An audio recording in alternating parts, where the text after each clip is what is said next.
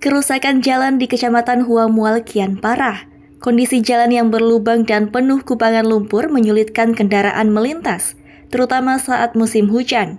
Kerusakan ini memiliki dampak signifikan terhadap aktivitas warga yang mengandalkan akses jalan ini dalam kehidupan sehari-hari.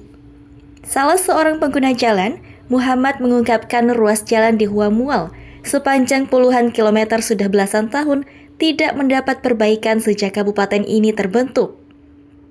Jika ada perbaikan, hanya sebatas pembersihan material yang terbawa banjir, sehingga saat hujan turun, kondisi jalan kembali rusak. Kita tanggapan itu kalau bisa pemerintah cepat bikin akang ini karena katong setengah mati sampai katong separuh jatuh di akang lagi. Bikin setengah mati katong tuh.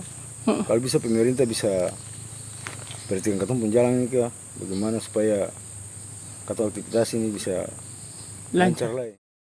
Hal senada juga disampaikan Sarman, seorang supir angkutan umum jurusan Luhu.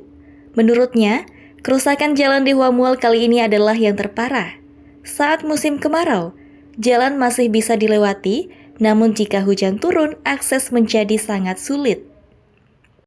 Ini yang paling parah sudah. Belum lah ini belum tanah belum ini lah. Kalau musim hujan sudah lebih parah daripada ini lah.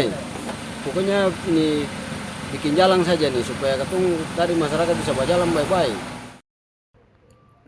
Warga dan pengguna jalan berharap agar pemerintah segera melakukan perbaikan untuk memperlancar aktivitas mereka dan mencegah risiko kecelakaan yang semakin tinggi.